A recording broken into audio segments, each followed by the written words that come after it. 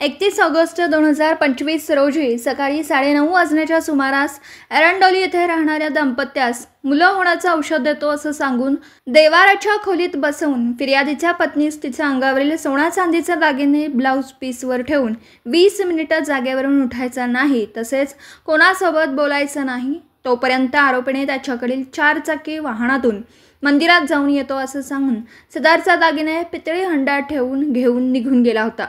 आरोपी परत न आल्याने फिर्यादीचे दागिने चोरी करून फसवणूक झाल्याचं लक्षात आल्याने त्यांनी मिरज ग्रामीण पोलीस ठाण्यास वरीलप्रमाणे गुन्हा दाखल केला होता।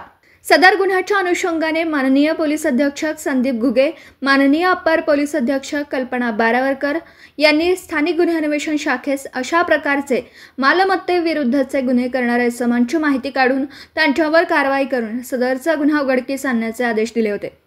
सदर आदेशाप्रमाणे पोलीस निरीक्षक सतीश शिंदे, स्थानिक गुन्हे अन्वेषण शाखा यांनी स्थानिक गुन्हे अन्वेषण शाखेकडील सहाय्यक पोलीस निरीक्षक पंकज पवार व स्टाफ यांचा एक पथक तयार करून मालमत्तेचे चोरीचे गुन्हे करणाऱ्या संशयित इसमांची माहिती काढून त्यांच्यावर कारवाई करण्याकरिता आदेशित केलं होतं। त्या अनुषंगाने सहाय्यक पोलीस निरीक्षक पंकज पवार यांच्या पथकामधील पोलीस हेड कॉन्स्टेबल सागर लवटे यांना त्यांच्या बातमीदाराकडून बातमी मिळाली। सदरचा गुन्हा हा निमशिरगाव तालुका इंदापूर येथील नागेश निकम याने केला असून तो सध्या सांगली शहरामध्ये 4 चाकी वाहनातून फिरतोय। नमूद पथक हे मिळालेल्या बातमीप्रमाणे माधवनगर परिसरात निगराणी करीत जात असताना जुना जकात नाका येथे नमूद वर्णनाची 4 चाकी वाहन येत असताना दिसलं।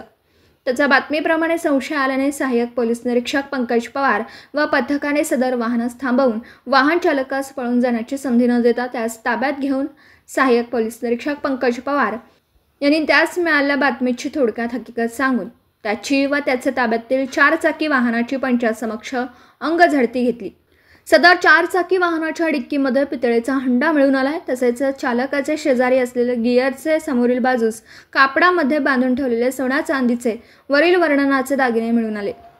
सहाय्यक पोलीस निरीक्षक पंकज पवार यांनी नागेश निकम याच्याकडे सदर हंडा आणि दागिन्यांबाबत विचारणा केली असता त्याने सांगितलं की सदरचा हंडा आणि दागिने हे मी 2 दिवसापूर्वी मिरज तालुक्यातील एरंडोली गावातील दाम्पत्यास मुलं होण्याचं औषध देण्याच्या बहाण्याने फसवणूक करून चोरी केलेली असल्याची कबुली दिली।